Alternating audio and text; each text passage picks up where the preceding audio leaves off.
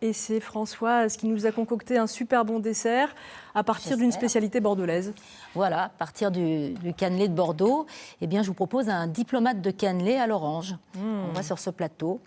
Donc, ça sent très bon. Hein. Oui, le cannelé, donc c'est effectivement... c'est bordelais, spécialité bordelaise. 100% bordelais, mais maintenant on en trouve partout dans le monde. Il y a même aussi, on en fabrique ailleurs qu'à Bordeaux, mais avec la recette originale, bien sûr. Et ce qui va être la typique du cannelé, c'est la vanille et le rhum. Ouais. Voilà. Il a toujours existé, le cannelé? Il date de quand? Alors, en fait, il y a plusieurs histoires autour de son origine.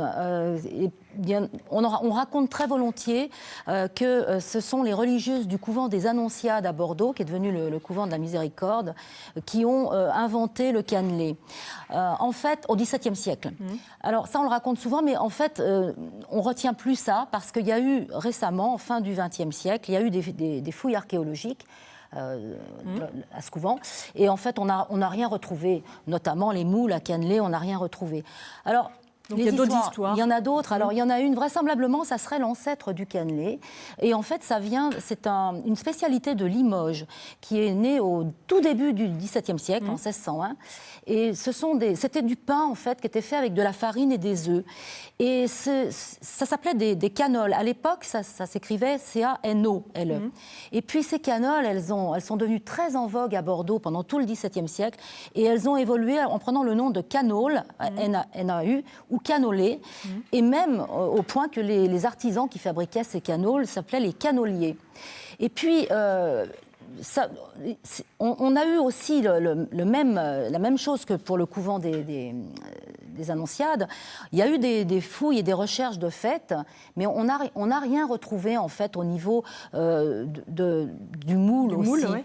Donc, mais on pense vraiment que c'est l'ancêtre du cannelé, parce qu'en fait, il a disparu. Les canneliers ont disparu complètement pendant tout le 19e siècle aussi. Mais au 20e siècle, début du 20e, il y a un pâtissier qui a-t-il retrouvé ou avait-il conservé dans la famille, on ne sait pas, la recette originale des canoles, de la canole de Limoges. En tout cas, il l'a améliorée en ajoutant du rhum et de la vanille. Ouais. Pourquoi? Parce que Bordeaux était... il était à Bordeaux, ce pâtissier. Non, c'est pas... Oui, alors, il était à Bordeaux, mais aussi, il a pensé au rhum et à la vanille, parce que ce sont des produits qui transitaient par le port de Bordeaux, évidemment.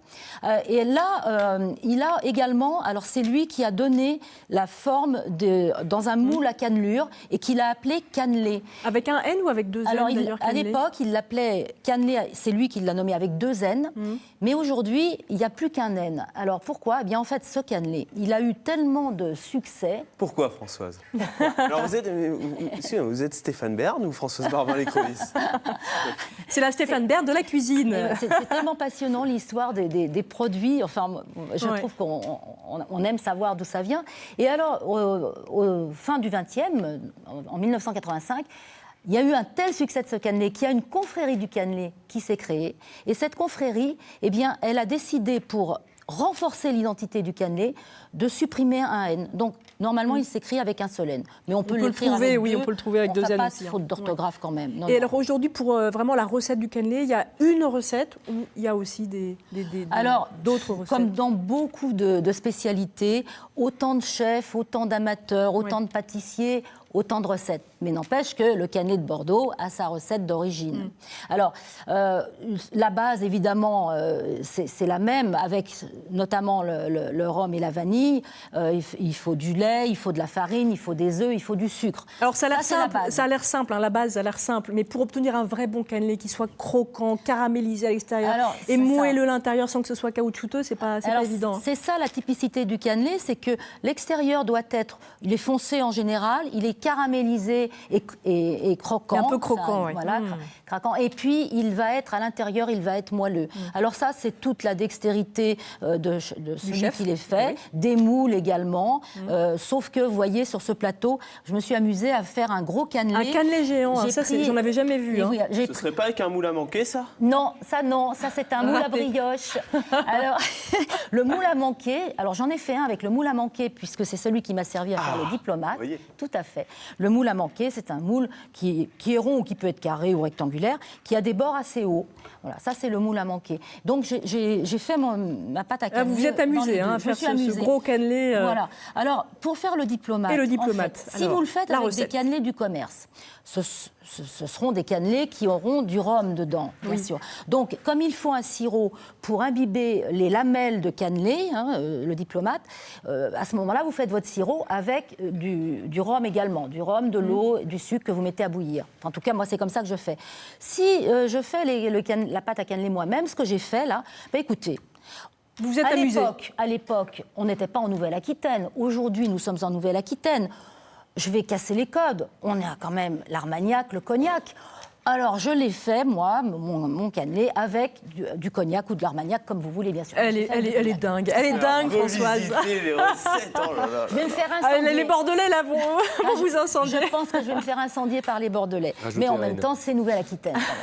Alors, comment vous l'avez fait, une fois que votre cannelé, le gros cannelé, puisque c'est comme ça que je l'ai fait, je le coupe en lamelles. Oui. J'ai mon sirop et je vais monter. Alors, je vais faire c'est une base crème pâtissière. À l'orange. Tout simplement, vous faites bouillir du lait et puis vous faites jaune d'œuf et sucre.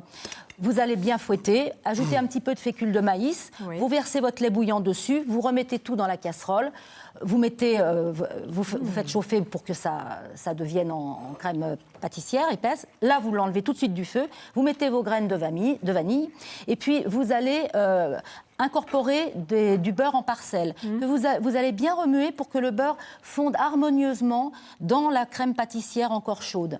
Et là, vous allez, une fois que vous avez une pâte lisse, vous allez ajouter votre jus d'orange pressé, du jus frais. Dans cette crème pâtissière, vous mélangez également pour avoir une pâte harmonieuse, et, enfin voilà, un mélange harmonieux, et vous allez le laisser mais complètement refroidir. Et à la fin, vous allez mélanger à cette crème pâtissière à l'orange de la crème chantilly, de la crème que vous avez montée en chantilly. Et vous allez bien mélanger et là, vous vous amusez à monter votre diplomate. C'est-à-dire que vous prenez un moule à Charlotte, par exemple, ou comme vous avez là, Vanessa, ce sont des petits moules individuels. C'est bon, c'est bon. C'est bon, voilà. Vous montez par couches successives des couches de lamelles de cannelé que vous avez trempées dans votre sirop à l'alcool. Puis, vous mettez la crème à l'orange, les lamelles de cannelé, la crème à l'orange, etc. C'est hyper bon parce qu'il y a différentes... au froid, évidemment. Il y a des textures différentes entre la crème, le cannelé. Oui. C'est super bon. Si vous voulez faire cette recette chez vous, vous nous appelez pour la retrouver dans les détails au 0805 383 383. On vous dira tout. Alex, un petit mot, un verdict? Toujours le même? C'est comestible.